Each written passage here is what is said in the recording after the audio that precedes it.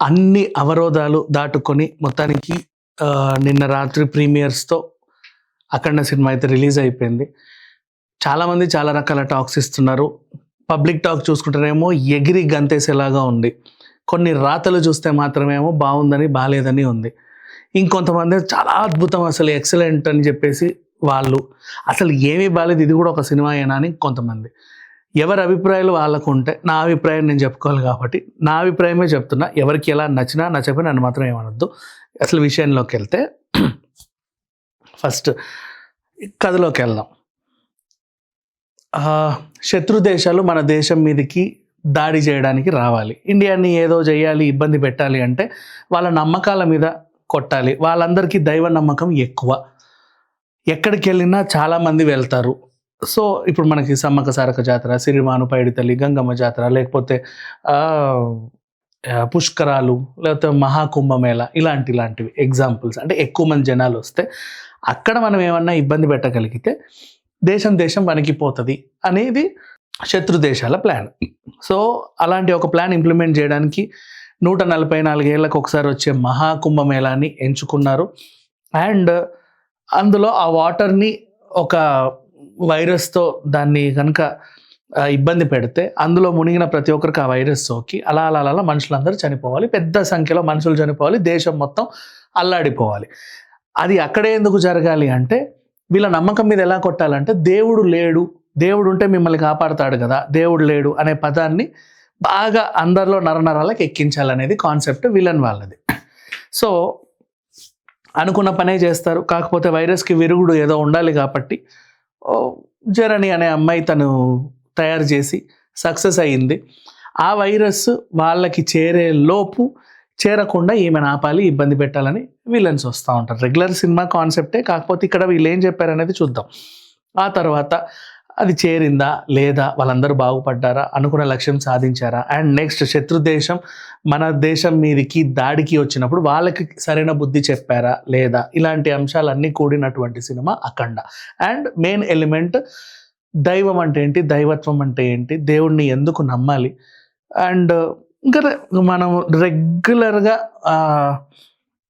మన జీవితాల్లో చేసే తప్పులు ఒప్పులు అన్నీ కూడా సరిదిద్దడానికి చేసిన ప్రయత్నమే అఖండ సినిమా. ఇంకా సింపుల్గా చెప్పాలి అంటే చాలామంది జీవితంలో ఎన్నో పొరపాట్లు చేస్తారు. కొంతమంది తెలిసి చేస్తారు, తెలియక చేస్తారు. చాలా మాటలు అంటారు, తెలిసి అంటారు, తెలియక అంటారు. అలాంటి వాటిని సరిదిద్దడానికి చేసిన ప్రయత్నమే బోయపాటి బాలయ్య కాంబినేషన్లో వచ్చిన అఖండ. సో సనాతన ధర్మం గురించి నలుగురికి చెప్పే ప్రయత్నం చేశారు కాబట్టి నా వరకు నేనేం చెప్తానంటే ఈ సినిమా చిన్నపిల్లల నుంచి పెద్దవాళ్ళ వరకు అందరికీ చూపించదగ్గ సినిమా. ఈ రోజుల్లో కూర్చోబెట్టి ప్రవచనాలు చెప్తే ఎవరు వినట్లా. నెక్స్ట్ ఇంట్లో ఎప్పుడైనా సరే సత్యనారాయణ వ్రతమో లేక ఇంకేదైనా చేసుకున్నప్పుడు అయ్యవారితో 4 కథలు చెప్పిస్తే ఎవరు వినట్లా. కనీసం యూట్యూబ్లలో కానీ రేడియోలలో కానీ మంచి కథలు ఏమైనా చెప్పినా, దేవుడి గురించి వీడియోలు వచ్చినా సరే లేచి వెళ్ళిపోతున్నారు, సరిగ్గా చూడట్లా, ఎక్కువ మందికి ఇంట్రెస్ట్లు రావట్లా. ఇట్లాంటివి ఉన్నాయి. అండ్ ఈ జనరేషన్కి చాలా అవసరం. ప్రతి ఒక్కరిని మనం ఎడ్యుకేట్ చేయగలగాలి, ప్రతిదీ నేర్పించగలగాలి. అలా అని చెప్పి మళ్ళీ పెద్దవాళ్ళ శిక్ష నుంచి రాలేము. కానీ కొన్ని మంచి మాటలు ఏదైనా మంచి సినిమా చూసినప్పుడు వస్తే అలా 10 మందిని తీసుకెళ్ళి, ఇప్పుడు భగవత్ కేసరి సినిమా ఉంది, చిన్నపిల్లల గురించి, ఆడపిల్లల గురించి ఎంత బాగా చెప్పారు. సేమ్ ఇలాగే ఇందులో కూడా బాలయ్య ఒక మెసేజ్ ఇవ్వాలనుకున్నాడు. ఈ తరం జనరేషన్కి మనం హిందుత్వం గురించి, మన సనాతన ధర్మం గురించి కొన్ని మంచి మాటలు చెప్పడానికి చేసినటువంటి మంచి ప్రయత్నమే ఈ సినిమా, అంతే. అండ్ నెక్స్ట్ కమర్షియల్ ఎలిమెంట్స్ అన్నీ చూడాల్సిన అవసరం ఏం లేదు. అండ్ ఫ్యాన్స్కి గట్టి ట్వీట్ అని చెప్పుకోవచ్చు. బాలయ్య ఉగ్రరూపం చూశారు, ప్రతి సీన్ హైలైటే. అంటే బాలయ్య నుంచి మనం ఏమేమి ఎక్స్పెక్ట్ చేస్తామో ఆ అంశాలు మాత్రం పూర్తిగా పుష్కలంగా ఈ సినిమాలో ఉన్నాయి.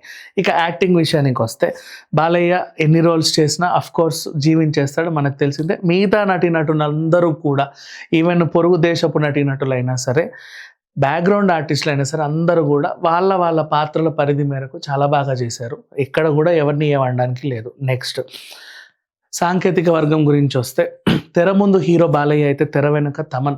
ప్రతి సీన్ స్టార్టింగ్ నుంచి లాస్ట్ ఎడ్జ్ వరకు ఈచ్ అండ్ ఎవ్రీ ఎలిమెంట్ని, అంటే తాంత్రిక శక్తులు వచ్చినప్పుడు ఎలాంటి మ్యూజిక్ ఇవ్వాలి, అఘోరాకు ఎలాంటి మ్యూజిక్ ఇవ్వాలి, నార్మల్గా మనుషులతో బాలయ్య చేసే ఫైట్కి ఎలాంటి మ్యూజిక్ ఇవ్వాలి, అండ్ ఎమోషనల్ సీన్స్ వచ్చినప్పుడు అండ్ దైవత్వం ఉట్టిపడే సీన్స్ వచ్చినప్పుడు ఎలాంటి మ్యూజిక్ ఇవ్వాలి, ఇవన్నీ కూడా మేళవించి ఈ పీస్ ఒక మాస్టర్ పీస్ లాగా దీన్ని తయారు చేయడం జరిగింది. తమన్కి అసలు ఎంత చెప్పినా తక్కువే, అంత బాగా చేశాడు దీనికైతే.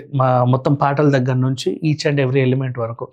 And Boyapati screen play direction విషయానికి వస్తే ఆయన ఎంచుకున్న కాన్సెప్ట్ ఏంటంటే బాలయ్య ద్వారానే. ఎందుకు అంటే మన ఇండస్ట్రీలో బరువు ఉన్న హీరోలు ఎవరున్నారు, ఇప్పుడు మంచి మంచి సినిమాలు జనాల కోసం ఏదో చెప్పాలి అని సినిమాలు తీసే ఇప్పుడు నాగార్జున గారు ఉన్నారు, శ్రీరామదాసు, అన్నమయ్య ఇలాంటి కొన్ని సినిమాలు, సిడ్డి సాయి ఇలాంటి ప్రయోగాలు చేశాడు.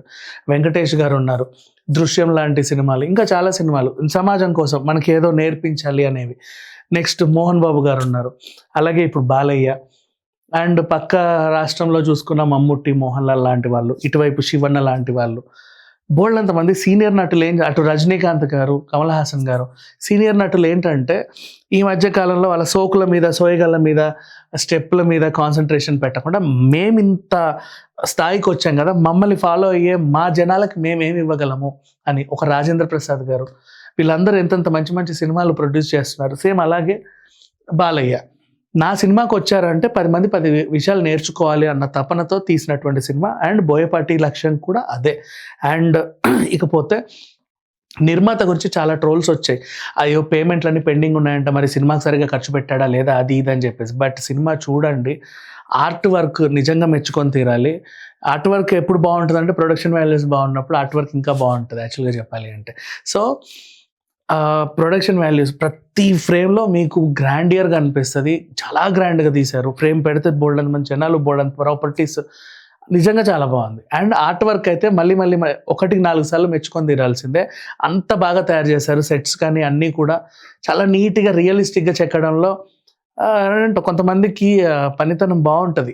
ఎక్కువ గ్రీన్ మ్యాట్లు అవసరం లేకుండా రియలిస్టిక్గా చాలా న్యాచురల్గా తయారు చేశారు. అండ్ ఓవరాల్గా ఈ సినిమాకి నేను ఇచ్చే రేటింగ్ 5/5. ఎందుకు అంటే రక్తపాతాలు ఉన్నాయి కదా, అంత రేటింగ్ ఎందుకు ఇస్తావని అడగొచ్చు. ఇప్పుడు ఒక మనిషి విలన్ తల నరకాలంటే హీరో నరకొచ్చు, హీరో నరికితే అది క్రూరత్వం కిందికి వస్తుంది, వైలెన్స్ కిందికి వస్తుంది. అదే ఒక దేవుడు త్రిశూలంతో ఒకటి తల నరికితే దైవత్వం కిందికి వస్తుంది. క్రూరత్వం వేరు, దైవత్వం వేరు. అందుకే మనం పాత సినిమాలో కూడా చూసాం, హీరోలు కొట్టుకొని తలలు నరికేసిన అమ్మమ్మో ఎంత వైలెన్స్ ఉందో అంటారు. అదే ఒక గ్రామ దేవత అమ్మోరు తల్లి వచ్చి వీళ్ళని తల నరకని ఆహా ఓహో అని విజిల్స్ వేస్తూ ఉంటాం. ఇదే మనలో ఉన్న చిన్న మైనస్ పాయింట్. ఇక్కడ అఖండను కూడా దైవత్వంతో కూడినటువంటి సినిమా కాబట్టి ఇది డివోషనల్గానే చూడాలి.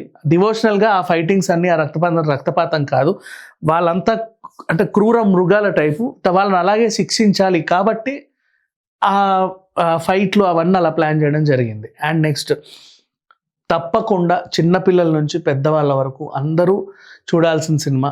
మన సనాతన ధర్మం అంటే ఏంటి, మన హిందుత్వంలో ఏముంది, అసలు మన దేశ గొప్పతనం ఏంటి, మిగతా దేశాలకి మనకి ఉన్న తేడా ఏంటి, ఇవన్నీ కూడా మంచి మంచి డైలాగ్స్ రూపంలో బాలయ్య చేత చెప్పించారు. అండ్ అఖండ 2 సినిమా బయట ఎవరి అభిప్రాయం వాళ్ళది, నన్ను అడిగితే మాత్రం పర్సనల్గా 10 మందికి చూపించండి ఇలాంటి సినిమాలు మనకు అవసరం అనే చెప్తా. Thank you so much.